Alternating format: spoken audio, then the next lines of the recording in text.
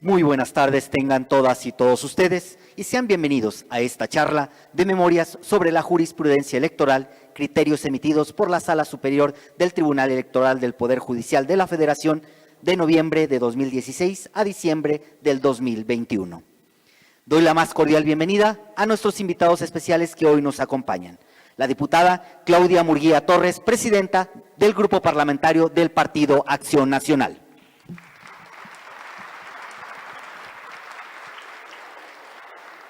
Agradezco la presencia de la diputada Verónica Gabriela Flores Pérez.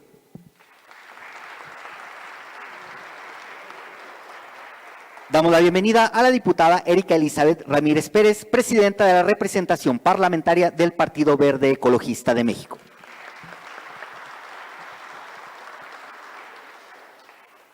Al diputado Óscar Vázquez Llamas, gracias por su presencia.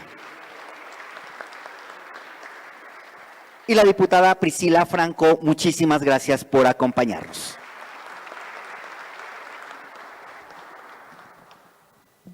De igual manera, quiero agradecer la presencia de José Luis Enrique Ortega, coordinador administrativo del Tribunal Electoral.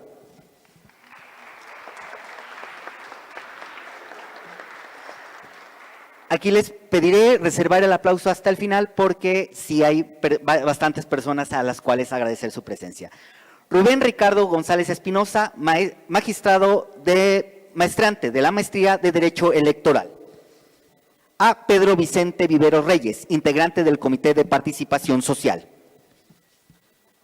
A Miguel Ángel Velázquez Hernández, integrante de CPS Sistema Anticorrupción.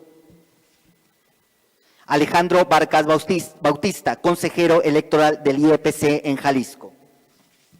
A Juan Alberto Rubalcaba González, presidente del capítulo de Occidente de Ilustre y Nacional Colegio de Abogados de México, AC. A Jorge García Rosales, jefe de la Unidad de Comunicación del Tribunal Electoral Federal. A Ramón Eduardo Bernal Quesada, magistrado del Tribunal Electoral del Estado de Jalisco. A Salvador de la Cruz Rodríguez Reyes, secretario de Asuntos del Interior del Gobierno del Estado de Jalisco. A Tomás Vargas Juárez, presidente del Tribunal Electoral del Estado de Jalisco. A Jesús Rizos, secretario de Acuerdos del Tribunal Electoral. A Liliana Alférez Castro, magistrada del Tribunal de Jalisco. A Arturo Monroy, del Tribunal Electoral. A Verónica de Los Ángeles Muñoz Hernández, oficial judicial. A Sócrates Ortega Silva, jefe del Centro de Investigaciones Legislativas. Y al maestro Noé Ramos, director del Centro de Investigaciones Legislativas del Poder Legislativo del Estado de Jalisco. A todos ustedes, muchas gracias y sean bienvenidos. Un fuerte aplauso.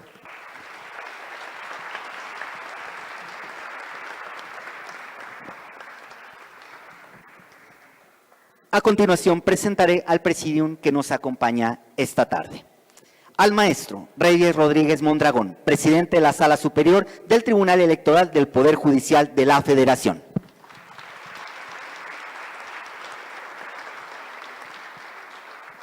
Al maestro Juan Enrique Ibarra Pedrosa, secretario general de Gobierno del Estado de Jalisco.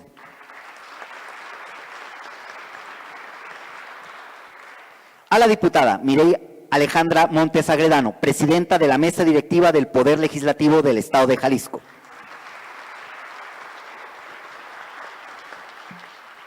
A la magistrada Ruth Gabriela Gallardo, en representación del maestro Daniel Espinosa Licón, magistrado presidente del Supremo Tribunal de Justicia del Estado de Jalisco.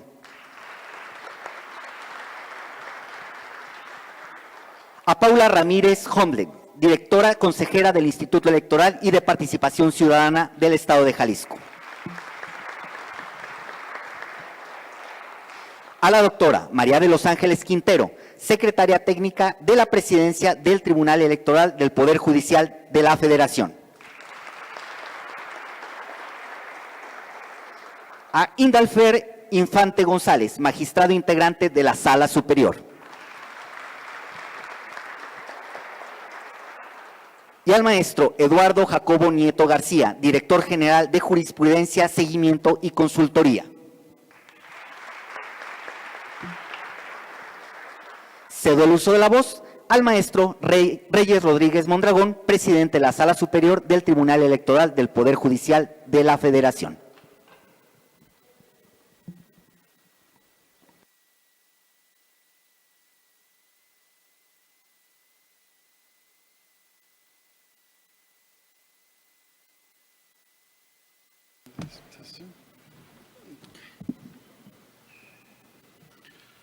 Muy buenas tardes a quienes nos acompañan el día de hoy. Gracias por su generosidad de estar aquí en la presentación de una serie, ¿no?, de memorias sobre jurisprudencia electoral que representa pues los criterios relevantes que ha emitido la Sala Superior del Tribunal Electoral del Poder Judicial de la Federación. Y esto es un esfuerzo que ha encabezado el magistrado Indalfer Infante González, quien agradezco porque también tuvo la iniciativa junto con la diputada presidenta de la mesa directiva del Congreso de Jalisco, Mirel Alejandra Montes. Por supuesto, es un panel de lujo el que nos acompaña hoy. Ya no voy a mencionar a todos porque han sido presentados y quiero en particular también agradecer pues, al Congreso del Estado de Jalisco en general por su siempre activa participación de las diputadas y diputados, quienes a lo largo de varios meses, casi un año de colaboración, han albergado este tipo de actividades, ¿no?, con el Tribunal Electoral y ahora la presentación de estas memorias que nos permiten poner en manos de las juezas, de los jueces, así como de todos los usuarios de la justicia electoral, los criterios más relevantes. El proceso de transición en México ha involucrado la construcción de instituciones independientes, como es el Tribunal Electoral, el Instituto Nacional Electoral, las autoridades electorales estatales, administrativas y jurisdiccionales. Y estas diversas autoridades a nivel federal y local han demostrado que son árbitros confiables para dirimir los conflictos político-electorales por la vía pacífica, por la vía institucional, así como para organizar elecciones con la calidad democrática que exige nuestro sistema político, la ciudadanía y la Constitución. Tanto las instituciones electorales como la participación ciudadana han demostrado que las elecciones son una piedra angular en el cambio democrático y en la representación pública. Desde hace 26 años, el Tribunal Electoral ha sido el juez último que soluciona con autonomía, con imparcialidad, con independencia y sobre todo, también quiero decirlo, con neutralidad política, los conflictos que se presentan ante la sede jurisdiccional. Es decir, el tribunal resuelve sin filias ni fobias. El tribunal emite sentencias basadas en razones jurídicas, no en razones políticas. Y para cumplir con esta misión, al tribunal se le ha dotado de facultades de corte constitucional en materia electoral, por lo que su labor se ha desarrollado desde esa alta responsabilidad y con un diseño constitucional que permite distintos controles, uno concentrado en la Suprema Corte de Justicia de la Nación y otro concreto y difuso en la Sala Superior. Hemos trabajado en el Poder Judicial para edificar un sistema de justicia electoral constitucional y legal que responda a las exigencias de los partidos políticos, de las candidaturas, de todos los actores que acuden al tribunal. El tribunal es una institución abierta y socialmente responsable. También los criterios jurídicos emanan de una sensibilidad, por supuesto, por el contexto y porque estamos convencidos de que no existe justicia electoral si no se es responsivo en términos amplios, ¿no?, ante el contexto sociopolítico. Ahora bien, esta justicia electoral socialmente responsable, como he dicho, sensible, también es ajena y busca ser totalmente independiente a las presiones desde otros poderes. No se juzga de espaldas ni a la ciudadanía ni de espaldas a los actores políticos. Se hace en sesiones públicas, las sentencias se conocen prácticamente al día siguiente, los proyectos inclusive antes, y las razones están ahí de una manera, creo yo, claramente argumentadas. También hemos establecido un diálogo republicano con otros poderes del Estado mexicano, tanto a nivel federal como local, ¿no?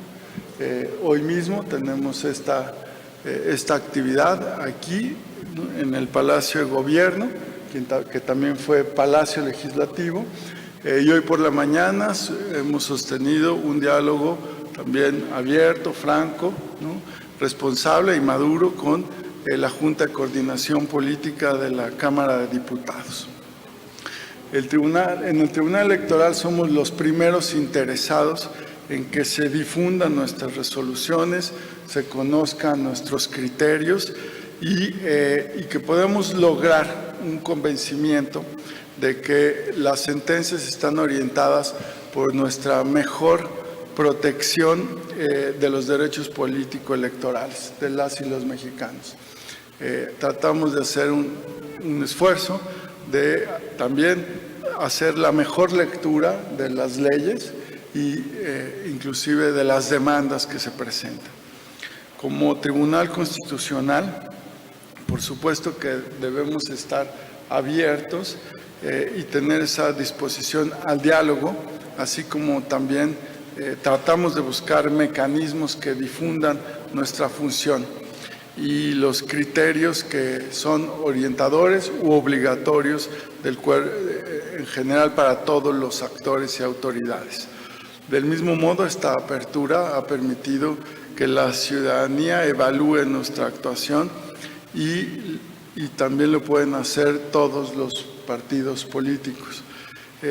Estamos sujetos a un escrutinio permanente y además tenemos siempre, ¿no?, el interés de que se revisen, analicen, discutan nuestras sentencias en observatorios o facilitándolos a través de publicaciones como la que hoy se presenta, estas memorias, que en conjunto ya son 12 volúmenes de distintas temáticas que hacen pública nuestra labor.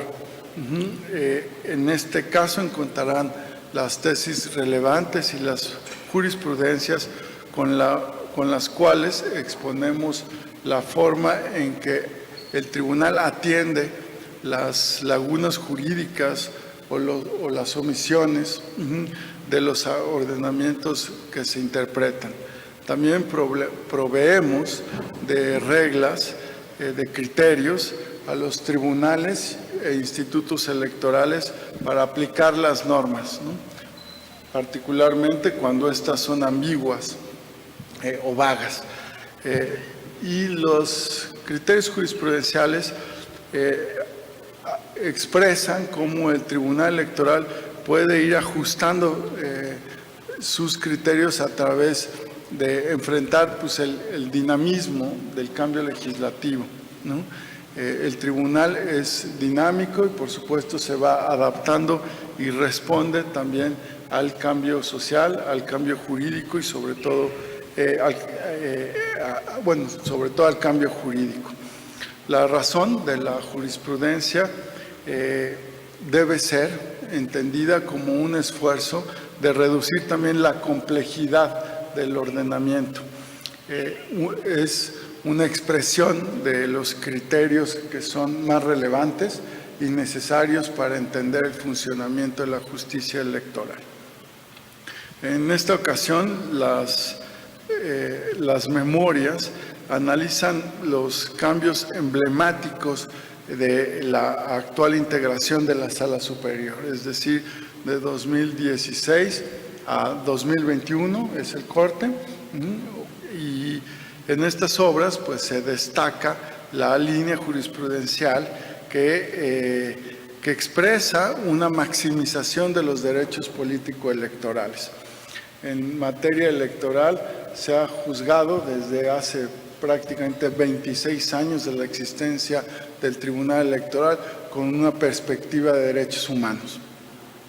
Y en las últimas décadas también con una perspectiva de género, propiciando mejores condiciones y mayor participación de las mujeres en la vida pública, en los espacios políticos y últimamente también en los espacios de toma de decisión en las presidencias de los institutos electorales estatales y del Instituto Nacional Electoral. Los criterios han enfrentado una exigencia constitucional que es alcanzar la igualdad de género, derribar todas aquellas barreras de discriminación y optimizar el cumplimiento del principio de paridad total en el ámbito público. En distintas jurisprudencias se justifica los ajustes que ha hecho el Tribunal Electoral en algunas distribución, por ejemplo, de curules de representación proporcional, asegurando la paridad en la integración de los congresos.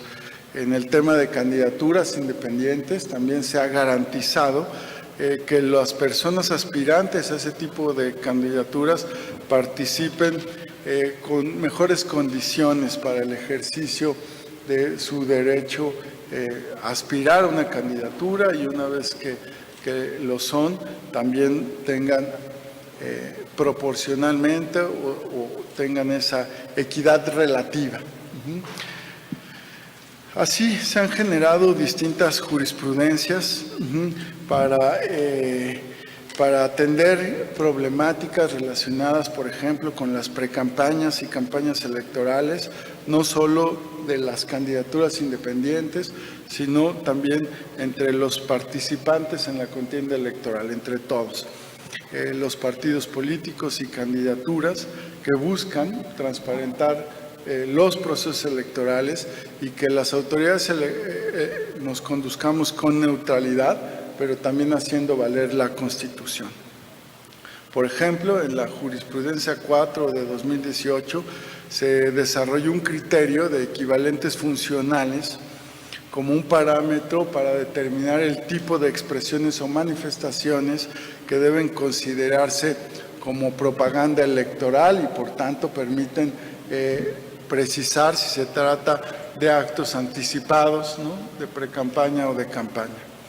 Ustedes como lectoras, lectores, podrán encontrar criterios que refuerzan la responsabilidad electoral para garantizar lo que realmente importa en un sistema democrático, que las elecciones sean cada día más limpias, más libres, más seguras y más íntegras.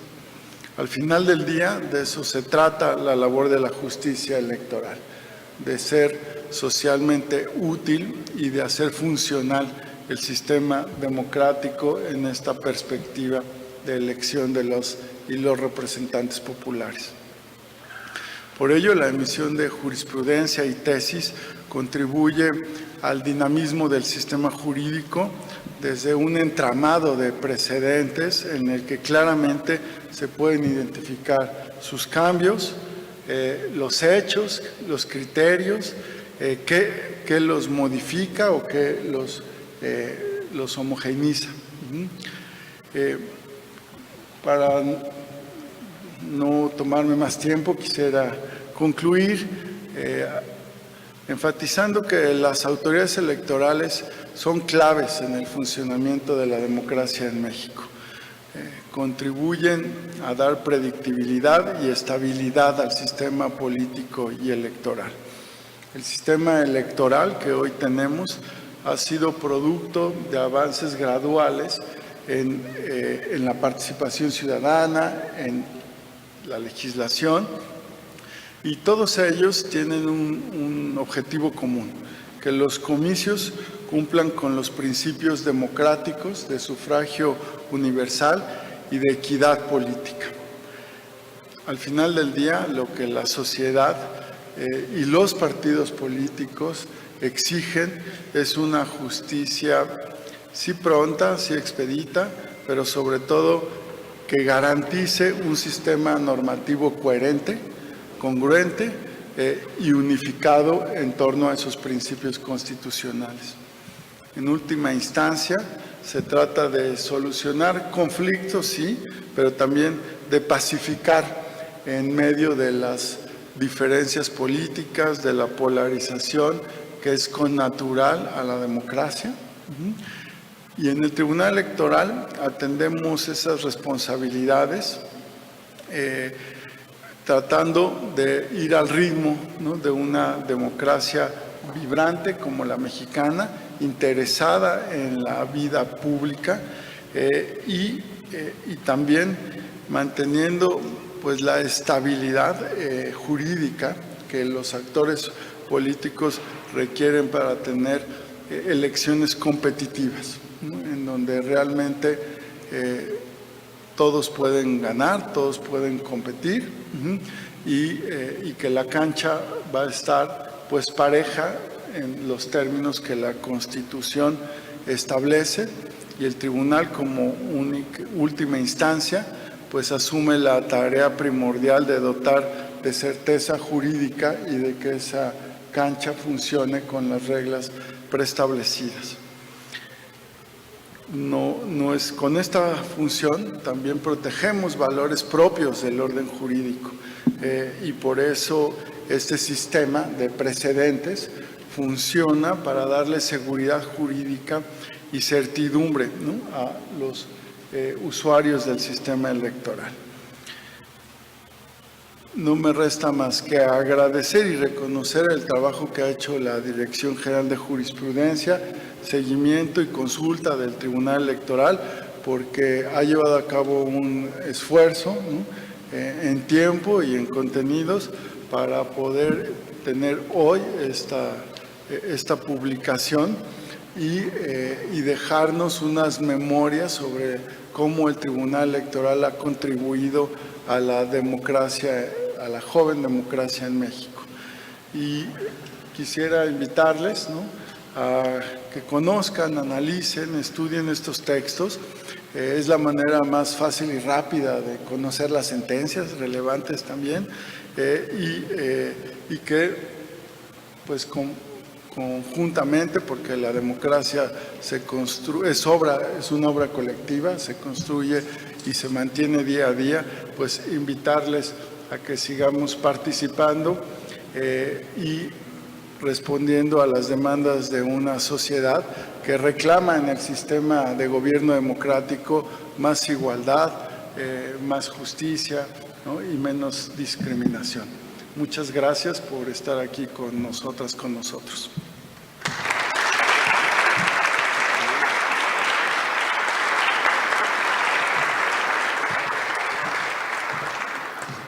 Agradecemos la presencia de las consejeras del IEPC, Silvia Bustos Vázquez y Soat Jane García González. Gracias por su presencia.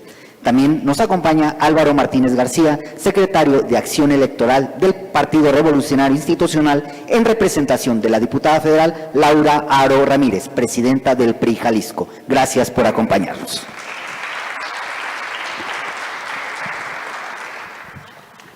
Para iniciar este bloque, cedo el uso de la voz al maestro Eduardo Jacobo Nieto García, director general de Jurisprudencia, Seguimiento y Consulta del... Donde usted guste, maestro.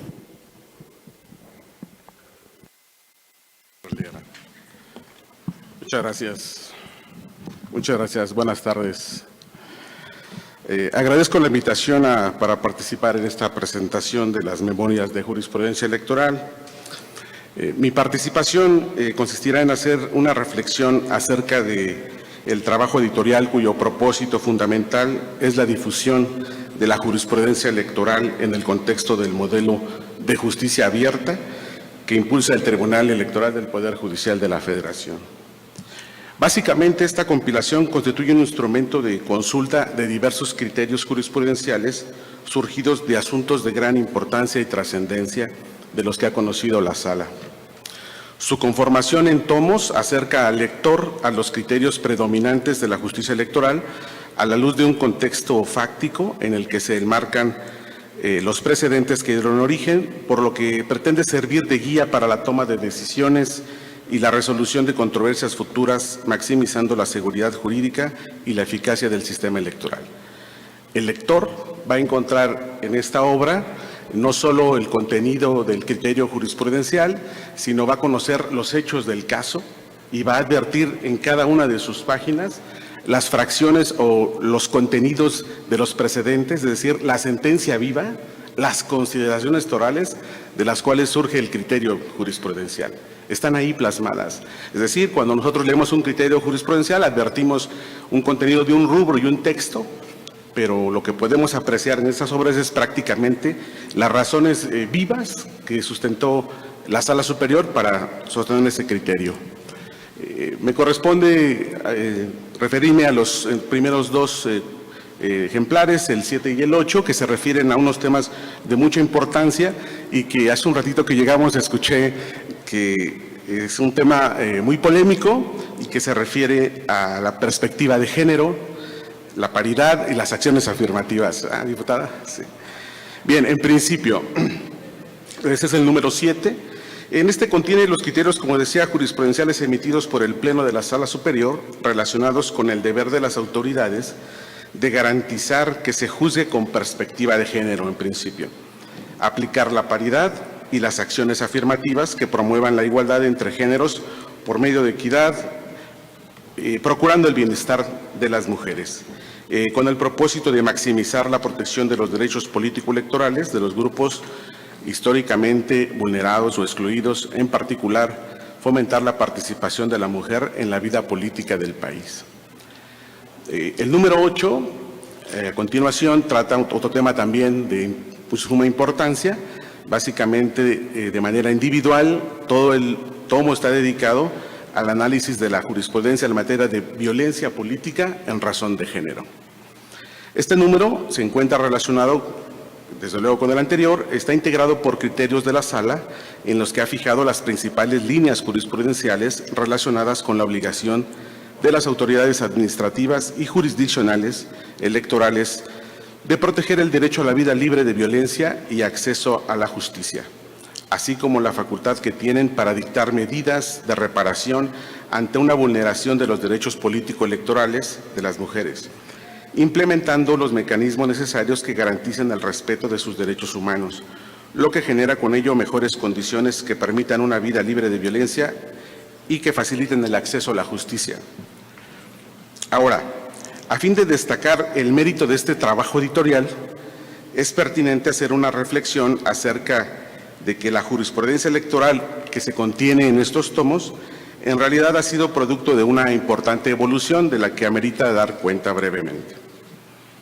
Primero, en el ámbito internacional, la Convención sobre Eliminación de todas las formas de discriminación contra la mujer prevé, en cuanto a la participación política de las mujeres, dos cuestiones fundamentales. Uno, el conocimiento del deber de los estados de garantizar sus derechos y con ello el acceso a los espacios de representación y toma de decisiones.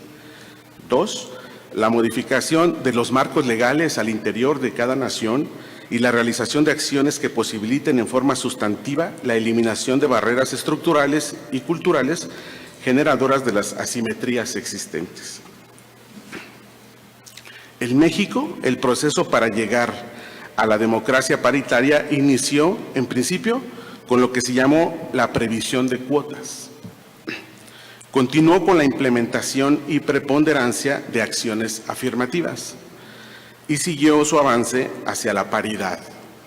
Desde luego, con la última reforma constitucional y legal, propende a lo que se denominó paridad total o paridad en todo. Desde 1993, el llamado COFIPE, abrogado, establecía que los partidos políticos debían procurar promover una mayor participación de las mujeres en la vida política del país. Posteriormente, en 96, se previó que en el estatuto de cada partido se buscara que las candidaturas a diputaciones y senadurías, tanto de MR como de RP, no excedieran el 70% para el mismo género. En la reforma de 2002, el mencionado ordenamiento dispuso un sistema de cuotas en el que se exigía que los partidos políticos respetaran la proporción 30-70% de candidaturas para ambos géneros en elecciones federales. En ese sentido, en 2008, con la reforma de la ley electoral, se incrementó el porcentaje de candidaturas 40-60. En el mismo orden, las acciones afirmativas se adoptaron como mecanismos o instrumentos para disminuir la desventaja estructural a la que se enfrentan las mujeres para acceder a los cargos públicos, como fueron en su momento medidas compensatorias. Es así que podemos advertir algunos elementos fundamentales de las acciones afirmativas. Tienen como objeto y fin hacer realidad la igualdad material y, por tanto, compensar o remediar una situación de injusticia, desventaja o discriminación. Alcanza una representación o un nivel de participación equilibrada entre hombres y mujeres o los géneros, así como establecer condiciones mínimas para que las personas puedan partir de un mismo punto de arranque y desplegar a sus atributos y capacidades. Así lo describe la propia jurisprudencia del Tribunal Electoral. Tiene como conducta exigible, es decir, abarca una amplia gama de instrumentos, políticas y prácticas de índole legislativo, ejecutivo, administrativo y reglamentario, es decir, se manifiestan, se pueden dar en distintos ámbitos de la función pública. En la jurisprudencia, la Sala Superior ha considerado que las acciones afirmativas a favor del género femenino son permisibles en tanto sean razonables, proporcionales y objetivas, y siempre que las mismas constituyan medidas especiales de carácter temporal, dado que deberán cesar cuando hayan alcanzado los objetivos de igualdad de oportunidad y trato a favor de la mujer. Esas acciones migraron, decía, en principio como acciones afirmativas, al sistema de cuotas, a un esquema constitucional de paridad como lo tenemos actualmente. Y en efecto, la reforma constitucional de 2014 previó que en el artículo 41 el deber de que la postulación de candidaturas para los congresos federal y congresos locales tenía que ser paritaria. Finalmente, con la reforma de 6 de junio de 2019, diversos artículos constitucionales reformados, a través de ellos se implementó la denominada paridad total. Consistió fundamentalmente en la obligación de que todos los órganos estatales en los 3 niveles, incluidos los autónomos, estén integrados paritariamente. Así fue como se inició este proceso y se perfeccionó con la reforma de 2019 y finalmente concluyó con el concepto que se puso muy de moda de la famosa paridad en todo. Complementariamente, en abril de 2020 se incorporó el concepto de violencia política de género en la legislación y se reforzaron los objetivos buscados pues con la reforma de la paridad total. Bien. En consecuencia, el mandato de paridad de género debe entenderse como una política pública formada por diversas reglas de acción afirmativa encaminadas a establecer un piso mínimo para que éstas puedan contender en igualdad de oportunidades por los puestos de elección popular, elemento indispensable para avanzar hacia una igualdad sustancial. A partir de esta perspectiva, la Sala avanzó en considerar que una cuota de género o cualquier otra medida afirmativa que se adopte debe interpretarse a favor de las mujeres, porque precisamente está dirigida al desmantelamiento de la exclusión de la que han sido objeto. Es desde una perspectiva de paridad como mandato de optimización flexible, admite una participación mayor de las mujeres que la que supone un entendimiento estricto de la regla 50-50. Es decir, podemos entender que la jurisprudencia sí lo explica, la paridad total, podríamos entender una integración 50-50, eso es paritario. Pero este criterio que tiene la Sala Superior de optimizar como principio de mandato de optimización flexible, admite una participación mayor de mujeres, es decir, podría tener una regla superior, una integración mayoritaria de mujeres. Y eso no quiere decir que no sea paritario, ese es el criterio. Ahora, con la reforma, ustedes saben que está en el tema de la reforma del Plan B, este bloque de leyes que fueron reformadas, y se está impulsando un criterio de paridad 50-50. Es decir, habría que analizar, quizá cuando se presenten los asuntos, este criterio de optimización flexible que permitiría integrar mayor número de mujeres, podría verse restringido de manera legal. ¿Por qué? Porque el legislador decidió que fuera 50-50. Es un tema interesante que se va a presentar más adelante. Es decir, siempre que beneficie a las mujeres la regla de 50-50, constituirá solo un piso, pero no un techo. Podría incrementarse, ¿no? Bien, ahora en materia de violencia política de género, destaca mencionar que la jurisprudencia de la Sala evolucionó al implementar mecanismos de herramientas para fortalecer la política de prevención y combate a la violencia hacia las mujeres. Por ello, se considera justificado constitucional y convencional la existencia de registros públicos de infractores.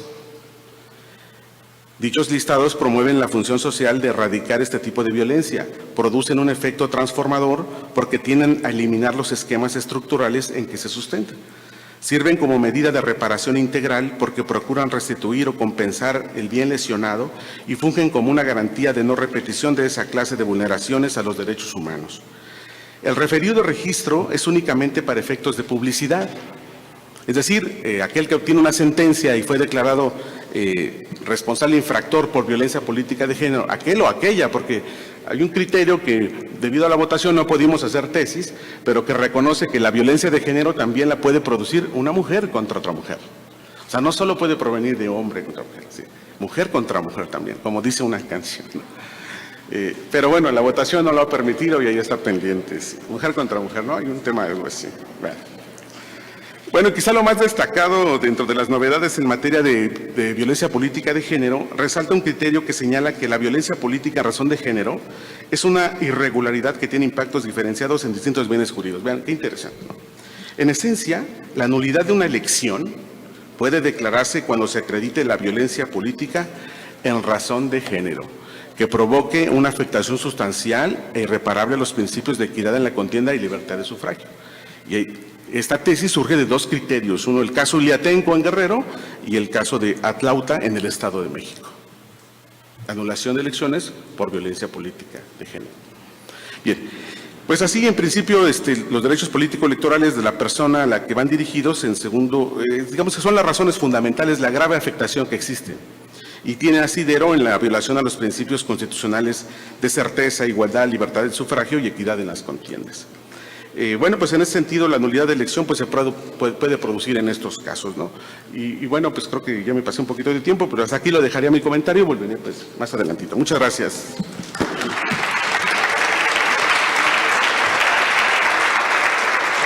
Cedo el uso de la voz a la doctora María de los Ángeles Quintero Rentería, secretaria técnica de la Presidencia del Tribunal Electoral del Poder Judicial de la Federación. Muchísimas gracias. Pues muy buenas tardes a todas y todos. Siempre es un placer estar de nuevo aquí en Guadalajara, Jalisco. Esta es la segunda vez que venimos a participar a la presentación de esta obra y pues bueno, me siento muy honrada de estar aquí. Agradezco en primera instancia a los anfitriones, tanto al secretario general de Gobierno, a la diputada Mirel y por supuesto a la magistrada Ruth, ya nos habíamos saludado, y aquí a mi amiga Paula, presidenta del OPLE, y en especial a quienes han hecho posible, como ya lo dijo el presidente, al magistrado Indalfer, por esta creación, al maestro Eduardo Jacobo, que ha coordinado esta obra, que además nos dio una explicación muy buena del tomo 7 y 8, y por supuesto al magistrado presidente Reyes Rodríguez Mondragón.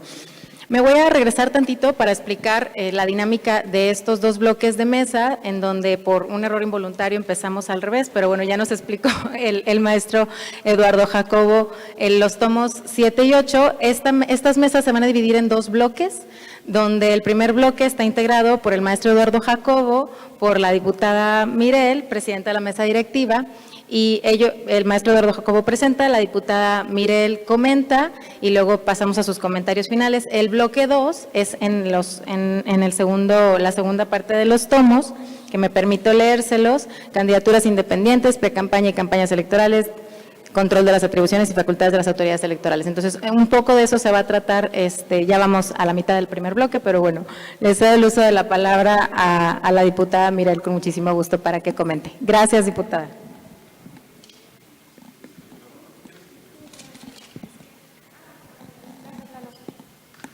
Lalo. Miren, ya está. Muchas gracias. Muy buenas tardes. Muchísimas gracias para quienes nos acompañan el día de hoy. Y de verdad para mí es un gran gusto y agradezco la generosidad por parte del Poder Ejecutivo a través del Secretario General de Gobierno para que estemos en este Palacio de Gobierno, en este ex recinto legislativo bellísimo, que en su momento cuando se presentaron las primeras memorias, por aquí estuvimos en estos pasillos con el magistrado Indalfer, quedó anonadado de este espacio y bueno, por eso es que de alguna forma pugnamos para regresar y presentar este segundo bloque de memorias, que también de manera muy generosa el presidente Reyes Mondragón tuvo a bien aceptar la invitación y que también agradezco al magistrado Indalfer que se haya permitido darse una vuelta porque sé que no le gusta viajar mucho, entonces ahora lo tenemos nuevamente acá en casa, en Guadalajara, y también por supuesto agradecer a todo el equipo de la Sala Superior por este gran trabajo, extraordinario trabajo que han realizado, porque yo creo que es imprescindible para las y los abogados, quienes litigamos, como es su caso Erika, la diputada del Partido Verde, la materia electoral, quienes integran los tribunales electorales, los tribunales de salas regionales, así como los soples, que tengamos pleno conocimiento de los criterios que está tomando en este momento la Sala Superior. También, por supuesto, agradezco muchísimo la presencia de nuestra magistrada Ruth, que nos acompañes, de Paula, presidenta del OPLE, y también, por supuesto, de mi queridísima María de los Ángeles. Pues miren, como ustedes saben, las jurisprudencias nos marcan el rumbo de las decisiones que han sido tomadas por instancias judiciales. Respecto a diferentes temas, nos evocan la aplicación reiterada de una materia de impartición de justicia. Y miren, el hecho de que el día de hoy tenga yo la oportunidad y el honor de comentar estas dos memorias, que es la 7 y la 8, que tiene que ver con perspectiva de género y también con violencia política en razón de género, pues sí, me hace recordar una parte de mi historia, una parte de mi lucha, como la de muchas mujeres que durante muchísimos años han estado presentes en la vida pública de nuestro país y que han dado estas grandes batallas. A fin de acceder a espacios públicos, a fin de estar en estos espacios de toma de decisiones para abrir camino a más mujeres en esta vida pública. Hoy, por ejemplo, les puedo referir que me llena también de orgullo formar parte de una legislatura histórica de este Congreso del Estado de Jalisco, donde somos el 63% de mujeres, es decir, 24 mujeres y 14 hombres. Y esto no lo hubiéramos podido llegar a ser, uno, sin la lucha constante de las mujeres que nos antecedieron, y dos, sin los criterios también que ha tomado la Sala Superior para garantizar el derecho de las mujeres a acceder a estos espacios públicos. Y como bien refirió el maestro Eduardo Jacobo, para los amigos Lalo, las memorias 7 y 8 nos presentan casos específicos sobre cómo ha venido impartiendo justicia en materia electoral la Sala Superior, concerniente a un tema que es muy importante, que es necesario y que debe ser visto desde todas sus aristas, que son tareas pendientes que tenemos no nada más en Jalisco, sino en todo nuestro país. La paridad de género, acciones afirmativas y el tratamiento que se les otorga a los casos de violencia política en razón de género en nuestro país. Ya lo mencionaba hace un momento Lalo, cuando se actualiza esta violación a este derecho, se pueden anular elecciones y creo que es importante que lo tengamos presente, que los conozcamos, porque a la vuelta de la esquina ya están las elecciones del 2024. Los casos y el sentido de las resoluciones presentadas tanto en la memoria 7 y 8 enmarcan muy bien los preceptos que en este momento son ambiguos y que todavía existe una resistencia en el ámbito político. Y tenemos que decirlo así de claro, todavía las mujeres nos enfrentamos a una lucha constante al interior de nuestro partido político para efecto de ser visibles, para efecto de ser atendidas en las precandidaturas y en las candidaturas, y estas son herramientas que también nosotras como mujeres debemos de conocer para en su momento de ser necesario impugnarlas en los tribunales que sea el caso. De todos es conocido que la paridad de género se incorporó en nuestro sistema normativo como un mecanismo diseñado para atender la discriminación que por razón de género ha limitado históricamente el acceso a las mujeres en la vida pública de nuestro país. El objetivo de la paridad de género no es solo lograr la presencia de las mujeres en los órganos de toma de decisiones, sino que realmente se traduzca en una participación significativa. Por eso, desde la trascendental resolución en aquel año 2011, el JDC, que muchas de ustedes y muchos de ustedes lo van a conocer, que es el 12.624, mejor conocida como el de las Juanitas, y posteriormente con la reforma del 2014, en donde se incorpora a nuestra Constitución el principio de paridad de género, es que ha cobrado mayor relevancia en la vida pública y también en el tema de los tribunales electorales, poniéndose al centro del debate político y legislativo la adopción de acciones afirmativas tendientes a cumplir con este principio constitucional que es la paridad de género. Desde ese momento hasta ahora existe una amplia línea jurisprudencial que ha generado la Sala Superior para garantizar de manera adecuada y oportuna todos los derechos en materia electoral y principalmente de aquellos grupos que han estado históricamente colocados en una situación de desventaja o excluidos, como son, entre otros, los derechos de nosotras, de las mujeres. Por ejemplo, en la memoria número 7, que bien refería antes Lalo, se destaca una jurisprudencia que tiene que ver en materia de perspectiva de género, así como las acciones afirmativas que ha implementado la Sala Superior con el objetivo de eliminar las barreras de acceso en la representación política de las mujeres. También se reconoce la exigencia de los partidos políticos para adoptar la perspectiva de género en todas sus dimensiones, esto es, desde la integración de sus propios órganos de dirección, en las fórmulas de la integración de ayuntamientos, al obligar en aquel momento a los partidos políticos a postular mujeres en las candidaturas. También el establecimiento de estándares mínimos para el cumplimiento del mandato constitucional por los partidos políticos cuando contienen mediante una coalición. Ahora bien, por lo que ve a la memoria 8, la cual aborda la violencia política en razón de género, resulta sumamente importante mencionar que con las reformas constitucional y con la reforma legal de paridad y violencia política en razón de género del año 2019 y 2020, se definieron y establecieron cuáles conductas deben considerarse y quiénes son las autoridades competentes para conocer de estas conductas, así como las consecuencias legales de dichos actos. Y hay una jurisprudencia que yo en lo particular quiero resaltar, que es la denominada violencia política de género, elementos de la actualización en el debate político, porque establece 5 elementos con los cuales se puede anular una elección cuando se da esta violencia. ¿Y cuáles son estos elementos? Cuando sucede en el marco del ejercicio de derechos políticos electorales o bien en el ejercicio de un cargo público. Es perpetrado por el Estado o sus agentes o por superiores jerárquicos, colegas de trabajo, partidos políticos o representantes de los mismos, a través también de medios de comunicación y sus integrantes, o un particular o un grupo de personas.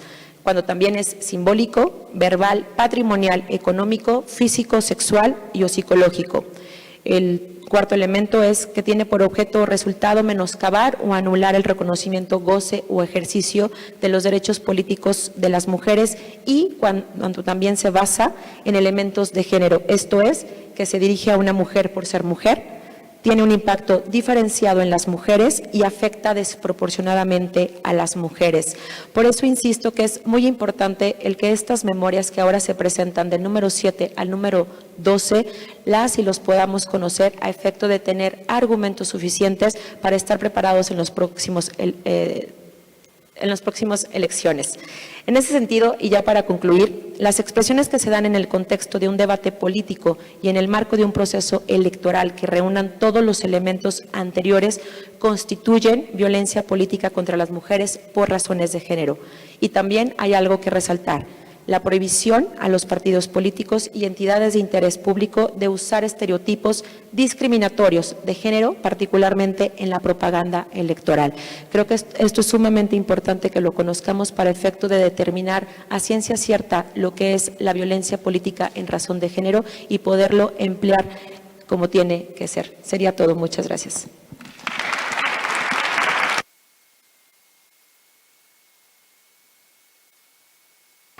Muchísimas gracias a la diputada Mireille por sus reflexiones respecto de esta obra.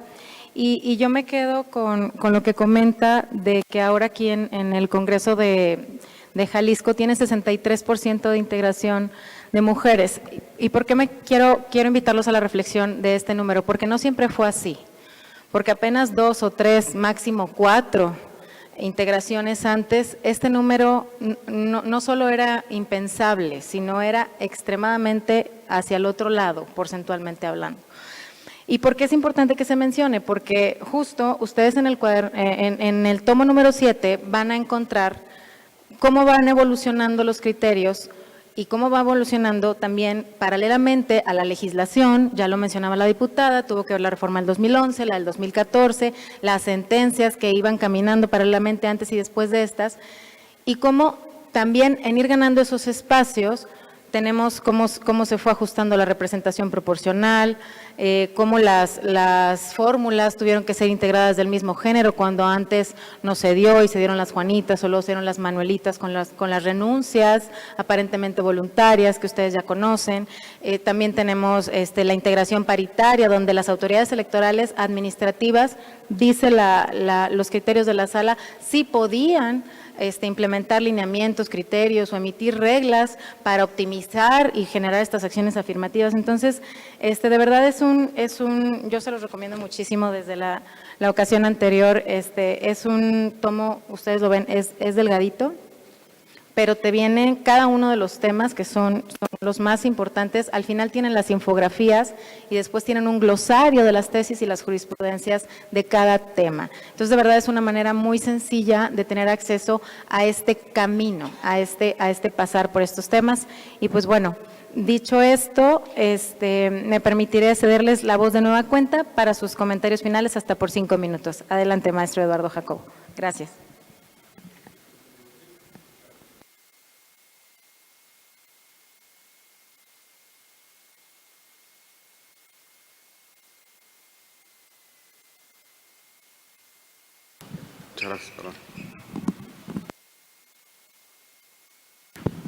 Muchas gracias, sí. Bueno, pues yo la verdad es que no quisiera cansarlos mucho. Prácticamente la diputada Mireille ya hizo el resumen del resumen. En realidad creo que lo esencial se ha comentado de los tomos 7 y 8 relativos a los temas de perspectiva de género, paridad, acciones afirmativas y violencia política en razón de género. Yo la verdad quisiera hacer solo un comentario, pero no quisiera extendernos, con relación a hacer una reflexión respecto al… en la actualidad hay una tendencia a regular con relación a estos temas que trasciende inclusive al uso del lenguaje, es decir, el lenguaje incluyente, sexista, etcétera, ¿no?, con los temas de género. Y me llamó la atención un artículo de una especialista lingüista, doctora de la Universidad Nacional Autónoma de México, la doctora Concepción Campani, que escribe acerca de esto. Pero ella tiene una visión diferente. Entonces me llamó la atención porque, primero como mujer y además como especialista, y solo quisiera comentar brevemente acerca de ello, ¿no? Pareciera que el Estado hace mucho, estamos haciendo mucho por equilibrar a los grupos vulnerables, entre las mujeres y el activismo judicial, todas estas funciones, pero ella dice que no, que lo que debería hacerse en realidad es sustantivo. Y bueno, rápidamente solo comentaré así. Dice que la igualdad no está en la gramática. Dice, ¿se gana con el lenguaje, con incluyente? Se pregunta. Dice, creo que no se gana nada, pero sí hay un hecho de discriminación contra la mujer, eso sí es real. Afirma Concepción Campani, académica del Instituto de Investigaciones Filológicas de la UNAM, y presentó este discurso aquí en Guadalajara en el ITESO. La experta en sintaxis histórica y teoría del cambio gramatical se refirió a que la lengua se define como un patrimonio intangible de la humanidad y que no le pertenece a los grandes escritores, sino a los hablantes de todos los días. Cualquier lengua tiene una naturaleza inclusiva, seamos hombres, mujeres, niños, hablemos como hablemos, con el nivel educativo que tengamos, añadió. Campani dijo que la gramática es un hecho arbitrario que ha sido heredado y en el que no hay una relación entre sexo y lengua, a excepción de los elementos nominales en el español, como oso o osa, por unos ejemplos y distintas palabras. Estos representan cerca del 3% nada más de nuestro idioma. Dice, tan arbitrario es que la palabra arte en singular es arte y en plural son las artes. Es una convención de 2000 años de sedimentación histórica. Por ello considera que la pelea de la gramática incluyente se da en la superficie y no tiene posibilidades de que se apropie cambios permanentes. O sea, ella dice que si no cambiamos, si no volvemos a reaprender y pasan al menos 1000 años, no va a cambiar. Dice, al hablar del escalonamiento hay que quedar alrededor del tema. La investigadora comenta que esto se debe a que la lengua es el soporte de identidad y que en todas las visiones culturales existe una noción de que aquello que no se nombra no existe. En fin, lo que piensa en esencia, dice la académica, que la mayoría de las lenguas en todo el mundo no marcan un género.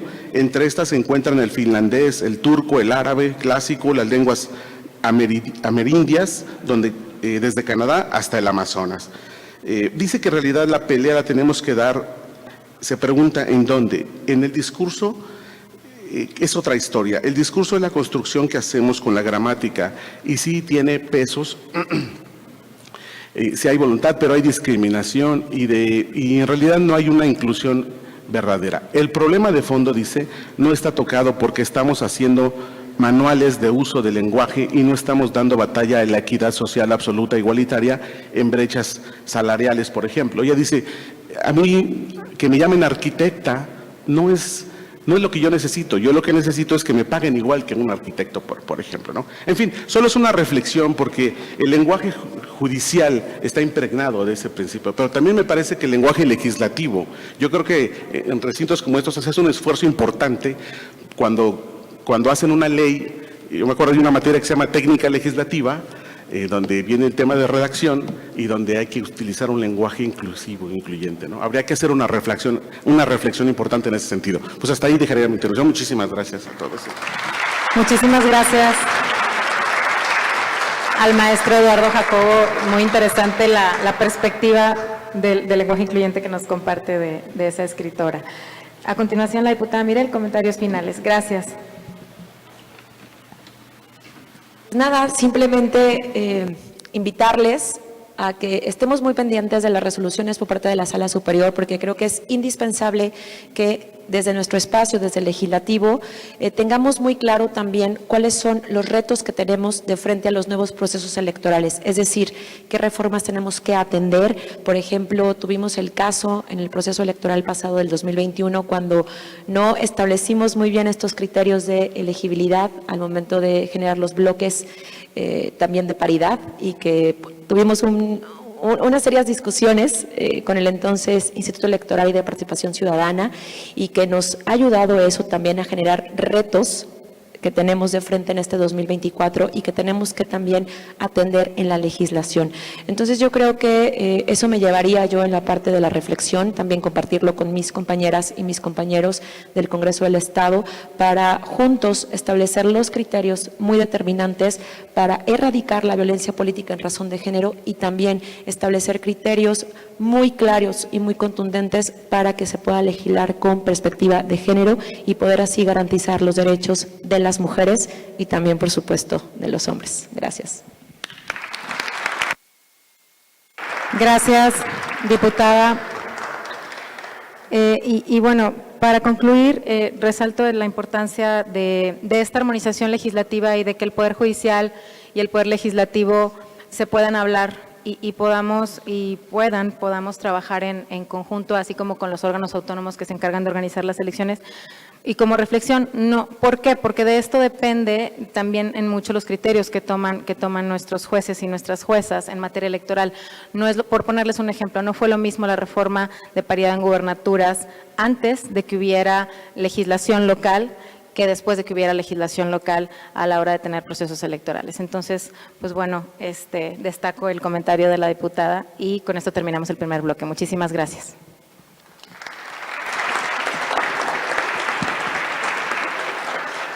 En este momento abrimos el segundo bloque con nuestra moderadora, la maestra Paula Ramírez, consejera presidenta del Instituto Electoral y de Participación Ciudadana del Estado de Jalisco. Gracias, muchas gracias. Buenas tardes a todas y a todos. Es de verdad un gran honor para mí haber sido invitada a esta espléndida mesa a presentar estas memorias jurisprudenciales del Tribunal Electoral del Poder Judicial de la Federación. No puedo iniciar esta moderación sin antes saludarles con mucho respeto a todas las autoridades aquí presentes y desde luego a quienes nos acompañan aquí en la mesa, al maestro Jacobo Nieto, a la magistrada Ruth, al magistrado Indalfer, por supuesto, a la diputada Mirel, al magistrado presidente Reyes Rodríguez, al secretario general de Gobierno y por supuesto a mi amiga María de Los Ángeles. Me ha tocado moderar este segundo bloque de volúmenes de estas memorias. Vamos a comentar en este momento 4, las 9, la 10, la 11 y la 12 de esta colección jurisprudencial y para ello pues contamos ni más ni menos que con la participación del magistrado Indalfer Infante, que pues además de junto con el magistrado Reyes ser figuras centrales de la justicia electoral mexicana, pues son también autores y responsables de varias de estas tesis, de estas sentencias que integran estos criterios que se presentan esta tarde. Además tenemos pues el lujo de contar con el comentario del secretario general de Gobierno, Enrique Ibarra Pedrosa, que como sabemos es un indiscutible conocedor y estudioso de la historia política mexicana y de la jalisciense en particular, por lo cual seguramente será muy rico escucharles.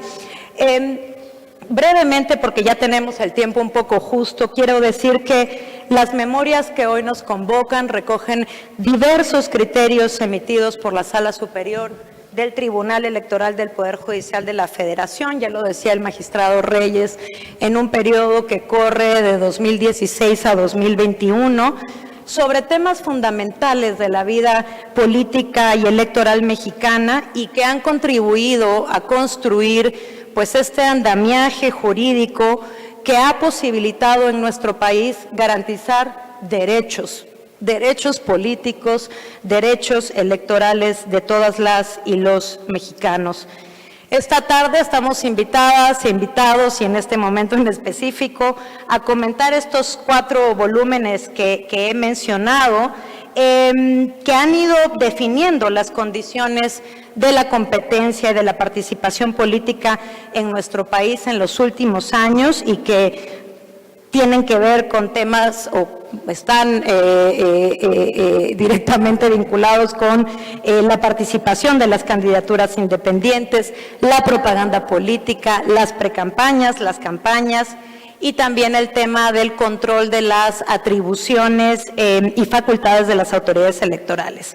Son estos los temas sobre los cuales versan estos 4 cuadernillos o volúmenes pues que ofrecen una puntual y amplia recopilación de tesis y jurisprudencias. Estas memorias constituyen un testimonio, constituyen una fuente de consulta, una guía, una recopilación de decisiones pues bien explicadas, creo que bien sistematizadas, ya lo decía el magistrado Reyes Rodríguez, esta es la mejor forma de conocerlas, y cuyo desarrollo ha posibilitado esto, el ensanchamiento de derechos político-electorales y algo sumamente relevante, que el acceso al poder político en nuestro país ocurra dentro de los estrictos parámetros que exigen nuestras leyes y nuestra Constitución. Pero no digo más, cedo ahora la palabra, en primer lugar, al magistrado del Tribunal Electoral del Poder Judicial de la Federación, Indalfer Infante González, hasta por 10 minutos. Por favor, adelante.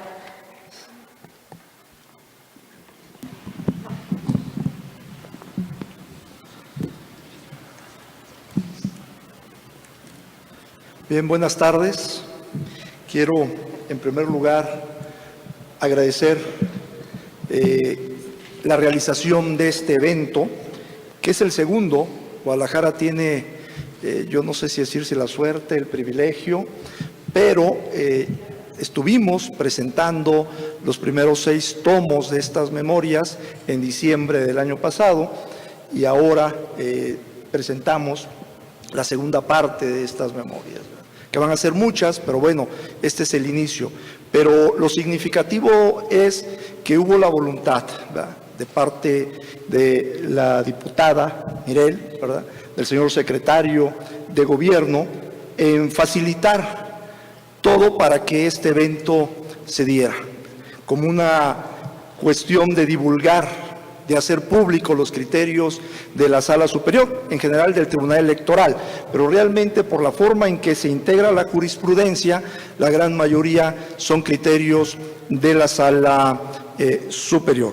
Pero es importante que se reconozca, o que el Tribunal Electoral reconozca esa facilidad, la facilidad que nos han dado para poder en este lugar presentar estas memorias y contribuir así de alguna manera al conocimiento de los derechos político-electorales.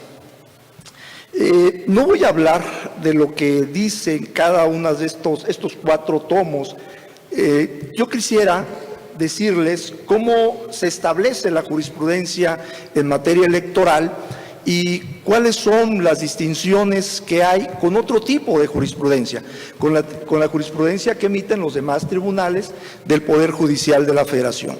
Y nos vamos a encontrar cómo tiene esos aspectos distintos y alguna razón en particular para que esto sea así. Si hablamos, por ejemplo, de los tribunales colegiados de circuito, ellos, para establecer jurisprudencia, basta que emitan 5 sentencias en el mismo sentido, ¿verdad? Y esas 5 sentencias ya serán jurisprudencia. No hay necesidad de que emitan una tesis, no hay necesidad de que esté publicada en el Semanario Judicial de la Federación para que ese criterio que está en esas 5 ejecutorias se pueda invocar como jurisprudencia. Ahora, con las reformas constitucionales que hubo, ya la Suprema Corte no hace jurisprudencia por reiteración, sino ya es jurisprudencia por el precedente. Es decir, al resolver un solo asunto con mayoría de 8 votos por parte del Pleno o de 4 por alguna de las salas, ya es jurisprudencia, ya es un criterio obligatorio. Bien, en el caso de la Sala Superior, en el caso del Tribunal Electoral, del Poder Judicial de la Federación, la jurisprudencia se establece de manera distinta. Por ejemplo, en el número de precedentes, tratándose de la Sala Superior, solamente se requieren 3 en el mismo sentido, sin ninguno en contrario. Pero la diferencia la encontramos en que, aún teniendo esos 3 precedentes en ese mismo sentido, los criterios que están ahí no resultan obligatorios. ¿Por qué? Porque la ley exige que haya un reconocimiento, una declaratoria formal por parte de la Sala Superior de que el criterio es obligatorio. Entonces, ahí encontramos un candado o un doble requisito para que sea obligatorio el criterio. ¿A qué obedece esto? Bueno, pues seguramente a que se deben reflexionar o que el legislador quiere que, tratándose de la materia electoral, haya cierta prudencia en los criterios y todavía haya una segunda oportunidad para determinar si el criterio es obligatorio o no. Tratándose de las salas regionales, estas sí requieren de 5 ejecutorias en el mismo sentido. Sin embargo, para que eso pueda ser jurisprudencia, el criterio establecido, el criterio de interpretación de la norma o de los hechos o de los actos que hayan resuelto, necesitan que lo ratifique la Sala Superior. Es decir, las salas regionales no pueden hacer obligatorios sus criterios, sino que necesitan de que la Sala Superior comparta su criterio, ¿sí? Y entonces es en alguna sesión, cuando nos piden ellos que algunos criterios conformen jurisprudencia o establezcan jurisprudencia, entonces la Sala Superior tiene que abocarse a analizar y determinar si comparte ese criterio. Esa es otra diferencia, ¿verdad?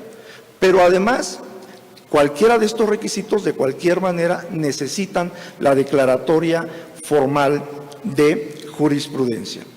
Ahora bien, la publicidad, ¿a quiénes, cuando hacemos jurisprudencia, a quién hay que comunicárselos? En el caso del electoral, en el caso, por ejemplo, de los demás criterios del Poder Judicial, se los comunican a todo mundo. Todas las autoridades estarán obligadas a los criterios de la Corte y también a los de los tribunales colegiados de circuito, claro, dentro del circuito a que ellos están, pero pueden servir también como criterios orientadores respecto de otros. En el caso de la jurisprudencia en materia electoral, pues le resulta obligatoria de manera directa para las salas regionales, también para el Instituto Nacional Electoral.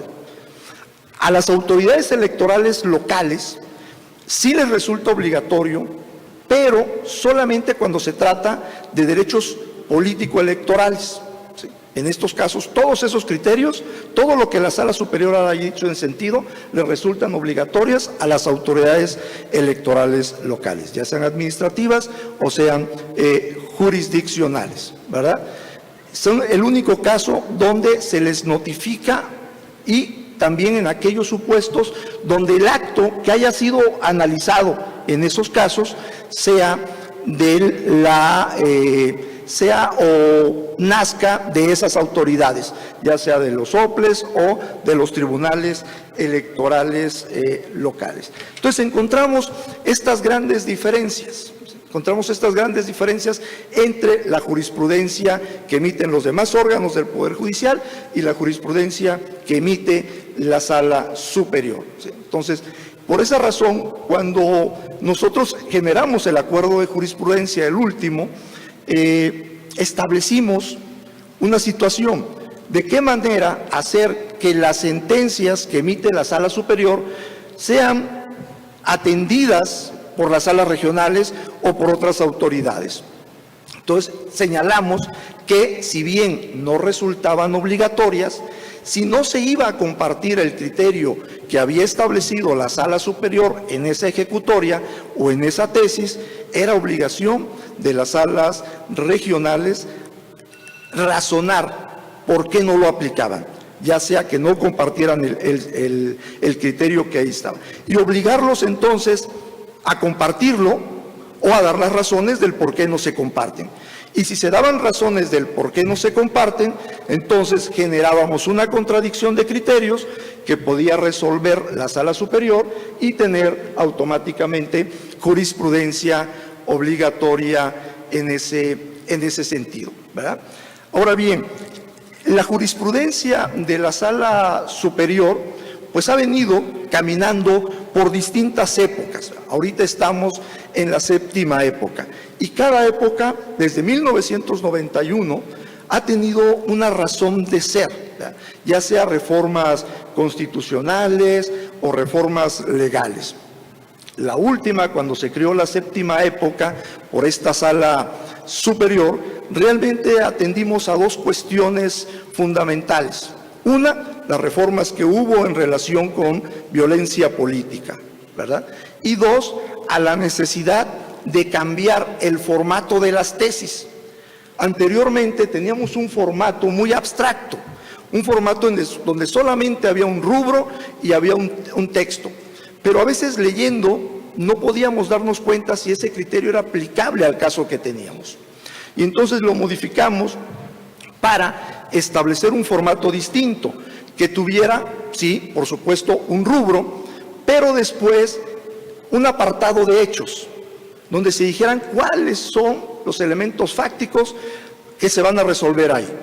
Después, otro rubro que atiende al criterio jurídico. ¿Cuál es el criterio jurídico? La interpretación que se está haciendo. Y al final, la justificación, que son el cúmulo de razonamientos, toda la motivación para observar ese criterio. Esas fueron las razones por las que sacamos este punto de la séptima época. Ahora bien, todas estas tesis en materia electoral, aunque lo hay en otro, siempre están basadas en este principio de publicidad. Se aplica un tanto más porque en materia electoral hay este principio de publicidad. Pero la intención es, entre otras cosas, divulgar los criterios de la Sala Superior, del Tribunal Electoral. Sí tenemos una gaceta del semanario donde están las tesis, pero ahora lo que queremos hacer es, de manera simplificada, extraer de la sentencia realmente lo importante para el criterio jurídico. Y eso es lo que está ahí, de tal manera que estos volúmenes se conviertan en una herramienta para los operadores jurídicos, pero también de texto para estudiantes, para que sepan y puedan conocer sus derechos políticos, cómo los está resolviendo, cómo los está determinando el Tribunal Electoral. Sobre todo porque la ley electoral pues no es tan explícita, ¿sí? No es tan explícita, pues que necesitan de muchos acuerdos de repente de los soples, del Instituto Nacional Electoral, para que puedan desarrollar muchos aspectos que no están desarrollados en la ley, ¿sí? Precisamente por eso la función de la Sala Superior en integrar la normativa es muy importante y se integra a través de la jurisprudencia, ¿sí? Entonces, en estos criterios lo que tenemos es el conocimiento de todos, o que todos puedan conocer sus derechos político-electorales. Y así contribuir a la legalidad, a que todos conozcan cuáles son esos derechos, cómo pueden ejercerlos. Y por eso también van a encontrar muchos criterios donde la Sala Superior hace a un lado todos los formalismos procesales con la finalidad de resolver el fondo de un asunto, ¿sí? A diferencia de otras materias. La Sala Superior prefiere hacer o dar un argumento de mayor beneficio y ponerlo por encima de un tema de carácter procesal con la finalidad de hacerlos llegar. Por otra parte, sí es importante para la Sala Superior el que todos conozcan cuáles son sus criterios, su forma de resolver. Es cierto, una de las finalidades son las sesiones públicas, y las sesiones públicas son importantes porque el juez resuelve de cara a la sociedad, de cara a los ciudadanos, de frente dice si tienen o no el derecho. Y eso es muy importante. Parece mentira, pero no es lo mismo, los que hemos sido juzgadores ya de mucho tiempo, no es lo mismo resolver dentro de una oficina que resolver públicamente un asunto. O sea, son cuestiones muy distintas, y por eso son muy importantes el que haya este tipo de sesiones. Bueno, esta es una forma entonces de darles a conocer el trabajo jurídico, el trabajo de reflexión, de prudencia, de la Sala Superior. ¿Para qué? Para que ustedes, conozcan por supuesto los criterios, y como decía el magistrado presidente, pues haya predictibilidad, ¿no? Claro, siempre hay la oportunidad de estar reflexionando los casos. De hecho, para integrar nuestra jurisprudencia en la Sala Superior, tomamos la decisión de que los casos no fueran resueltos en la misma sesión. Es decir, si teníamos 3 casos idénticos, no se fallaran en la misma sesión. ¿Para qué? Para tener la oportunidad de reflexionarlo en una segunda y en una tercera sesión, para que pudiera ser jurisprudencia. Y es lo que ocurre aquí. Lo que queremos es eso, que los ciudadanos, que las ciudadanas sepan y puedan evaluar efectivamente el trabajo. Sirve para eso, como una forma en que la sociedad puede evaluar el trabajo que está llevando a cabo la Sala Superior. Bien, por razón de tiempo también hasta aquí concluyo, y les agradezco mucho la atención. Gracias.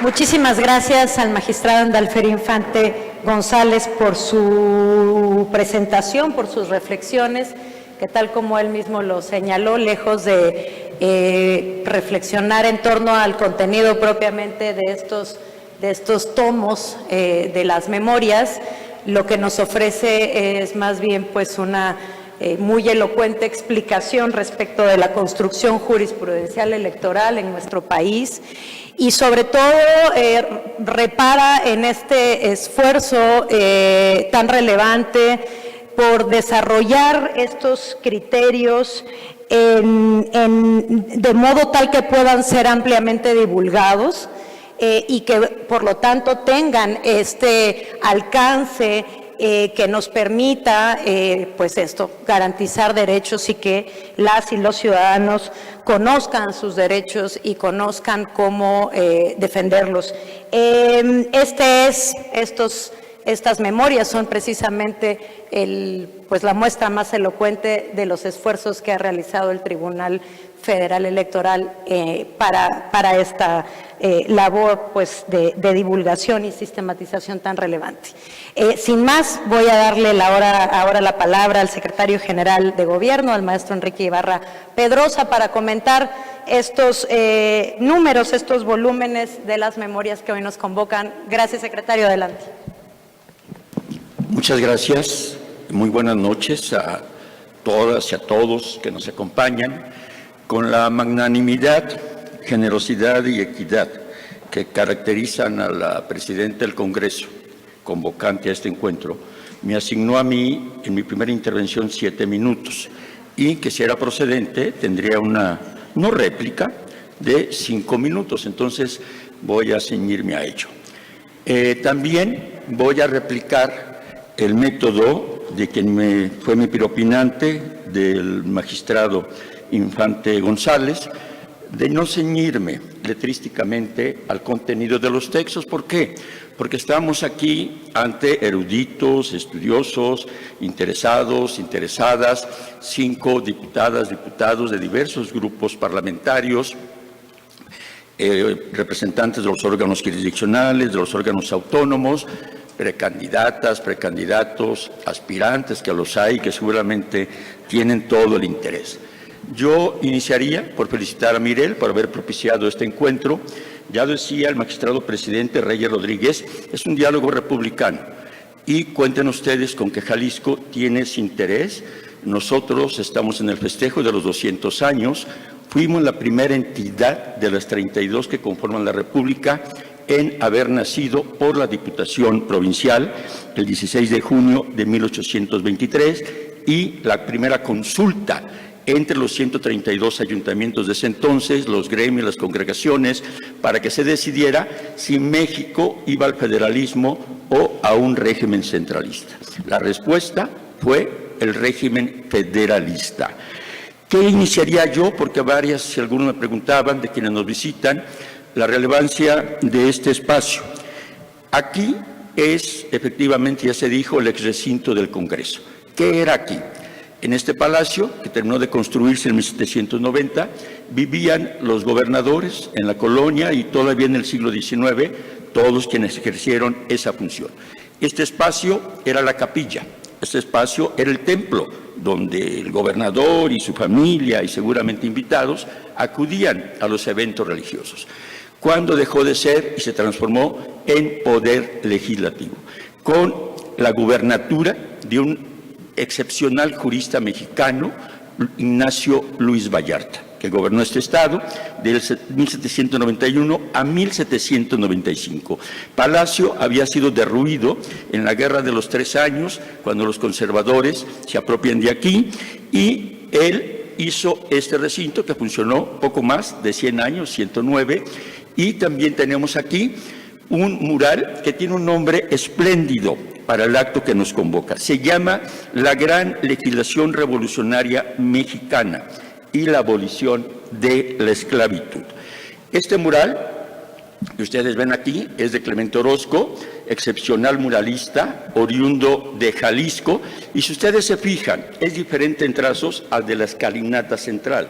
¿Por qué razón? El de la escalinata central es de 1936-37, ahí Orozco ya advertía a la humanidad el riesgo del fascismo, el riesgo del nazismo. Si ustedes lo ven ahorita que regresen, tiene la suástica, tiene la amenaza que representaba. Y aquí los trazos son un tanto diferentes. ¿Por qué razón? Porque cuando lo pintó Orozco, que ya fue en el 49, estaba muy enfermo ya, fueron muchos sus discípulos, sobre todo Jorge Martínez, quienes lo concluyeron, que terminó, y murió 8 semanas después de que terminó el mural que aquí nos concita. Ahora, yo quisiera subrayar la gran relevancia, la gran trascendencia de dos instituciones que no tienen más allá de 30, 40 años. El Instituto Nacional Electoral y el Tribunal Electoral del Poder Judicial de la Federación. ¿Por qué lo subrayo? Porque fíjense ustedes, ¿cuál ha sido la polémica, el debate que nos ha significado guerras, que nos ha significado luchas fratricidas, que nos ha significado confrontaciones, enconos, odios? El tema electoral. ¿Cuándo se hicieron las primeras elecciones en este país, que no era país todavía? Y se hicieron en 2 reinos, en la Ciudad de México, el reino de la Nueva España, y en el otro gran reino, que era aquí, Guadalajara, la sede. ¿Para qué? Para elegir al presidente o al alcalde y a los regidores. Pues se venía de la Constitución de Cádiz ese derecho, porque acuérdense, desde principios de la corona, que fue asfixiante y depredadora para la participación ciudadana, las alcaldías se vendían, la regiduría se vendían, la tesorería se vendía. Eso lo decretó Felipe II. ¿Cuál alcaldía de América fue la más cara? La de la Ciudad de México. Se vendió en 12,500 pesos. La de Lima en 12,000. Guadalajara pues, tenía, en 1812, cuando se hace la primera elección, tenía 22,000 habitantes. Lo más que costó en toda la colonia fueron 750 pesos. Estaba muy desequilibrado el costo. Pero ¿cuál fue? ¿Qué lección nos deja la primera elección? Y nos la deja de un actor político, de un actor lúcido, de un actor muy talentoso y de un escritor muy bueno. No podremos coincidir en sus posturas ultraconservadoras, como fue Lucas Alamán. Pero ¿cómo refiere Lucas Alamán la elección de la Ciudad de México de 1812? Dice Lucas Alamán, cito para que no vayan a pensar que estoy haciendo un invento verbal, dice, se refiere a la Ciudad de México, no a la de Guadalajara, ahorita comentamos el complemento. La votación se hizo con el mayor desorden. No solo no se calificó si los que se presentaban a votar eran o no ciudadanos y si estaban en ejercicio de sus derechos, según las distinciones odiosas que en la Constitución, la de Cádiz, se habían establecido, y de que no se hizo caso ninguno, sino que los mismos individuos, dice, o sea, los votantes, lo hicieron en diversas parroquias y secciones. ¿Quién organizaba las elecciones? Las parroquias, la iglesia católica. Por eso la elección aquí es en domingo, no es en martes como en la cultura sajona. Dióse dinero, dice Lucas Alamán, dióse dinero a los cargadores de las esquinas para que repartiesen papeletas con los nombres de los electores, los que se iban a elegir, y por ellos votaban los aguadores y muchachos ociosos sin saber siquiera los nombres que contenían. Por resultado de todo esto, el triunfo de los americanos, era el partido de los americanos, fue completo sobre el europeo, no habiendo salido un solo electo de los europeos, y con tal uniformidad de votación como que era el resultado de las papeletas repartidas, que ninguno de los 4 electores del Sagrario salió con menos de 5,000 votos. Subraya, hubo parroquias en que el número de votos excedió en mucho a la de los vecinos. Como los ganadores fueron los criollos, los peninsulares, ¿qué hicieron? Es un término que ya viene desde ahí, con Lucas Alamán. Impugnaron la elección.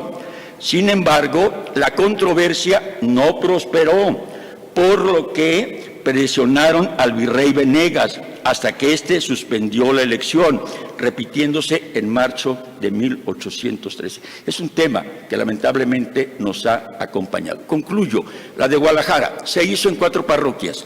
En el Sagrario, que está aquí anexo a la catedral, que construyó el hacedor de esta ciudad, Fray Antonio Alcalde, en el Templo del Santuario, que también fue obra de Fray Antonio Alcalde, en la de Analco, que vivía población mestiza e indígena, y en la de Mexicalcingo, que también había rehecho alcalde. Aquí no hubo conflicto, ¿pero por qué? Había un entendimiento entre las élites comerciales, agrícolas y algunos segmentos educativos. En fin, es un tema que nos ha acompañado lamentablemente toda la historia, y la aurora de confianza se dio a partir de que se sustituye el viejo modelo electoral que prevaleció hasta 1989, después de una elección con gran controversia, y la Cámara de Diputados, la Cámara Federal, emite y aprueba el COFIPE. A mí me tocó ser parte desde entonces de esa comisión dictaminadora y, por supuesto, muchos años después en las representaciones. Y el Tribunal Federal Electoral, ya se dijo aquí, es hasta el año de 1996, en otra gran reforma, la última que se aprobó por unanimidad. ¿Quiénes incidieron en eso? Evidentemente, Zedillo era el presidente, él no traía una formación muy tatuada, con ninguna expresión partidista, y la voluntad de gentes que participaron por el PRI, donde yo milité muchos años. Acompañé a Santiago Oñate y a Enrique Jackson, y los tres éramos los encargados de buscar el entendimiento, y Arturo Núñez, que tuvo también, lo comentábamos ahorita, con el magistrado, un papel muy relevante. En fin, yo creo que tenemos que acentuar en el quehacer, en los saldos más que positivos del Instituto Nacional Electoral y del Tribunal Electoral del Poder Judicial de la Federación. Muchas gracias.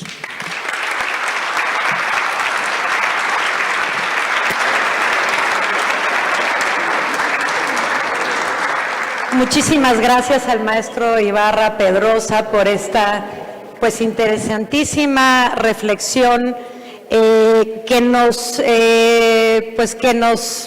lleva a nuestros antecedentes a reconocer la historia de, pues sí, de la construcción del sistema político electoral que tenemos el día de hoy. Y bueno, no puedo tomar mucho tiempo, pero decir que sí, es significativo estar aquí bajo la gran legislación, la última obra de José Clemente Orozco, pero creo que también es muy relevante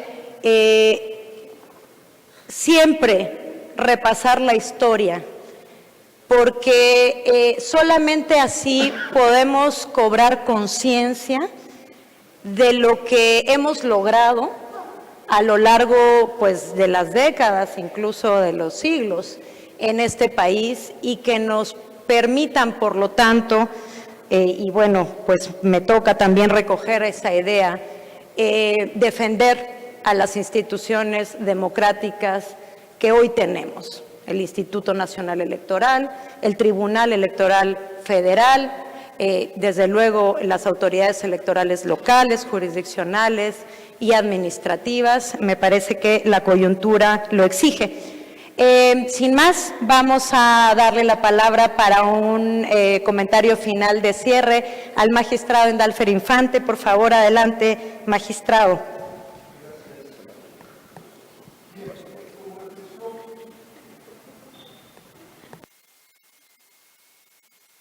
Como ustedes saben, recientemente ha habido reformas prácticamente a todas las leyes electorales. 6 leyes que tienen que ver con lo electoral fueron reformadas. Nosotros ya estamos teniendo algunos casos que tienen que ver con estas reformas. En estos volúmenes podemos encontrar un avance de criterios, y yo creo que lo que hay que cuidar es que no haya retrocesos en los derechos político-electorales, que eso que se ha ganado se siga conservando. Yo creo que ahí va a ser muy importante la intervención del tribunal y de los tribunales electorales en general en el análisis de estas nuevas disposiciones.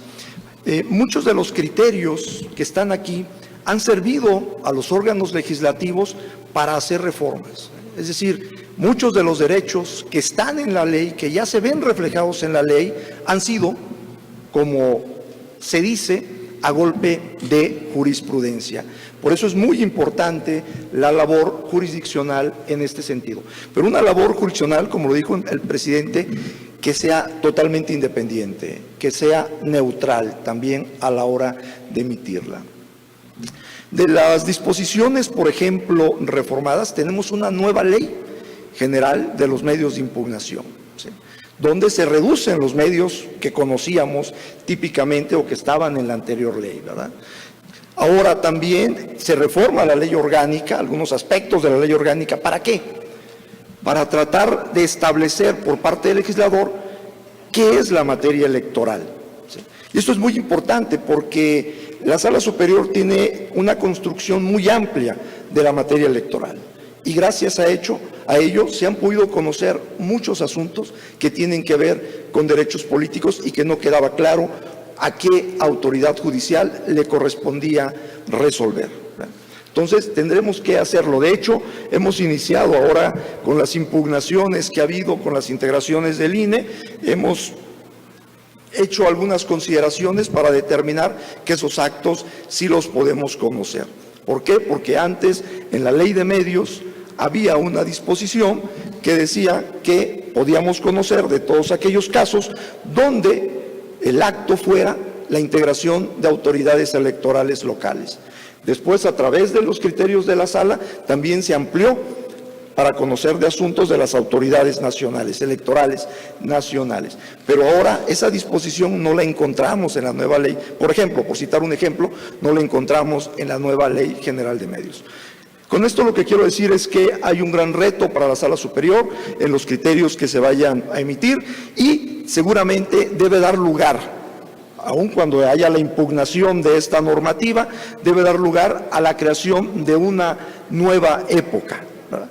¿Por qué? Para poder reflexionar sobre todo lo que ya hemos dicho en relación con estos derechos, ahora a la luz de la nueva normatividad, y establecer nuevos criterios en relación con ello. Por lo tanto, esto tiene que ser ya una labor también del área de jurisprudencia que empiece a revisar los criterios que tenemos conforme a la nueva normatividad. ¿Y cuáles son los que ameritan, pues a lo mejor por ser tan trascendentes, tan importantes, que queden como tesis históricas probablemente de lo que se dijo respecto de algunos temas y de aquellos derechos que todavía sigan vigentes, bueno, reiterarlos, pero ya reiterarlos a la luz de los nuevos medios de impugnación que están y a la luz de la nueva forma en que está establecido en las leyes, con las reformas que ha habido al respecto. Pero lo importante será no retroceder en lo que se ha avanzado en los derechos político-electorales.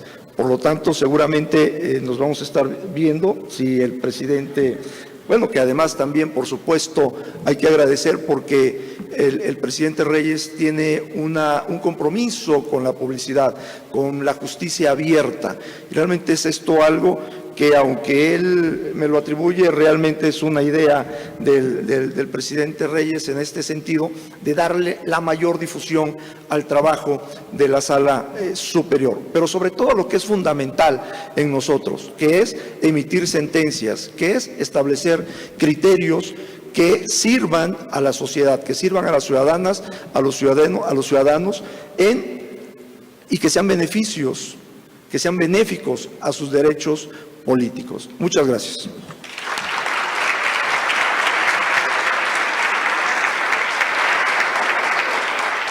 Gracias al magistrado Endalfer por sus últimas reflexiones y desde luego pues el Tribunal Electoral Federal y creo que todas las autoridades electorales enfrentamos un reto mayúsculo ante lo que hemos conocido como el Plan B, estas reformas a 6 leyes generales que pues sí van a obligar al tribunal en lo concreto a un amplio desarrollo pues jurisprudencial y de criterios para hacer valer los principios constitucionales que rigen nuestra función. Voy a darle la palabra ahora para cerrar en esta presentación al maestro Ibarra Pedrosa. Tiene usted la palabra. No digo porque ya no se cumple. No, muchas gracias. Verdaderamente festejo el contenido de este encuentro y estoy seguro que partidos políticos interesados en los procesos y, por supuesto, en la institucionalidad que nos corresponda como gobierno del Estado, participar en el desdoblamiento de esa jurisprudencia, que eso es fundamental, que esto es muy importante y que lo hagamos inclusive pensando en públicos jóvenes de preparatoria, que aunque no pueden, para que vayan familiarizándose. Paula hace un gran trabajo también aquí como parte del IEPC. El INE pues, ya mudó de vocal ejecutivo por elecciones del Congreso, pero seguramente también participarían. Miren, yo creo que aquí lo fundamental es, yo subrayaba la relevancia de esas dos grandes instituciones. Y creo que debemos nosotros de estar atentos, participativos en ello. Hay un debate jurídico, más que político, jurídico, que a mí es de los que más me han apasionado en la historia de la legislación electoral en nuestro país. Desde 1824 se dio y se dirimió, aunque nos parezca extraño, hasta el año del 2000. ¿Qué debate era? El que venía consagrado en el artículo 60 de la Constitución de la República. El debate se traducía en que si la autoridad popular o electa por los métodos indirectos, como fue hasta antes de la Constitución de 1917, tenía que ser la autocalificación, o si tendría que darse la heterocalificación. La autocalificación es cuando los propios participantes, como actores, como candidatos, que llegaban como parte del colegio electoral, resolvían y dirimían, y no abundaban los criterios técnico-jurídicos, eran otros los impulsos que animaban a ello. Ese debate, hay un pasaje extraordinario entre dos gigantes del derecho político en México. ¿Entre quién fue el debate? El debate fue entre Ignacio Luis Vallarta y José María Iglesias. Vallarta, como ya había sido diputado muy joven, él nos representó como Mariano Otero, un poco más de edad que Mariano Otero. Otero, la primera vez que fue diputado federal, fue de 25 años. En su página central, en 1847, Otero tenía 29 años. Vallarta fue parte del Constituyente Liberal de 1857. Él, y aquí participaba activamente en los grupos liberales, y varias elecciones le fueron anulados por órganos del Poder Judicial de la Federación en ese entonces, por los juzgados. Entonces él defendía la autocalificación. Si releemos a José María Iglesias, él era partidario de la heterocalificación, que tendría que ver organismos como el que ustedes forman parte ahora, que aquí tuvo un incipiente inicio, fallido, sin trascendencia, en el 88 con el famoso Tribunal de lo Contencioso Administrativo, y que después tuvo que tener su transformación. Prevaleció durante mucho tiempo la tesis de Vallarta. Ahora, evidentemente, quedó evidenciado que ya no podía el dictamen de la ciudadanía. ¿Qué busca una elección? Una elección busca que desemboque en certeza, en seguridad a los que votan, en legalidad y en legitimidad. Que no haya, lo que decía Jorge Carpizo, la feria de las desconfianzas, que el sistema electoral mexicano, cuando fue presidente del IFE, lo comentaba Jorge Carpizo, que no podríamos seguir así. Entonces, por eso lo de la heterocalificación, inclusive el de la voz, y perdón por hablar en primera persona, pero son también las vivencias que van nutriendo a la gente y que van permitiendo emitir opiniones. En mi delatado quehacer público, yo fui candidato, hablo en pasado, lo dejo registrado para que no haya lectura, yo fui candidato en 10 ocasiones, 4 de ellas, las primeras desde mis mocedades de 25, 26 años, con el sistema de la autocalificación. Y me tocaba a mí participar en los debates en ese entorno. Ya después, con la heterocalificación, 6 veces diferentes. Claro, uno poco a poco va viendo las virtudes y va viendo que un tema tan importante, que es de interés público, independientemente de personas que no votan o de quienes sean menores de edad, pero es de los actos supremos que el ser humano tiene en sus manos, elegir autoridades. Qué bueno que México tiene estas instituciones, qué bueno que hay ejercicios de esta naturaleza para que sopesemos la relevancia, la trascendencia que tienen y que estemos del lado de seguir mejorando nuestro sistema electoral. Muchísimas gracias.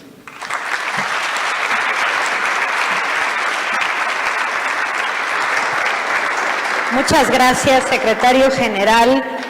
Pues hemos concluido nuestras rondas de presentaciones y comentarios de estos últimos 4 tomos o volúmenes de estas memorias, y yo me quedo con esto último que ha comentado el maestro Ibarra, en el sentido de que, pues sí, el sistema político electoral que hemos construido es un sistema que ha posibilitado la convivencia y la competencia pacífica de la amplia pluralidad política que habita nuestra nación, y esa es la razón por la cual nos corresponde a todas y a todos pues preservarlo y mejorarlo, desde luego. Muchas gracias, buenas noches a todas y a todos.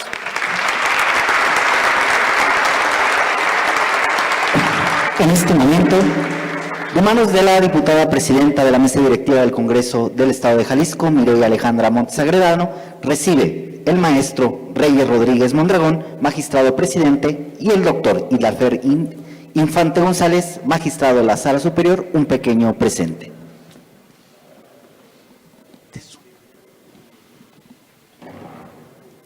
En este momento es la foto oficial.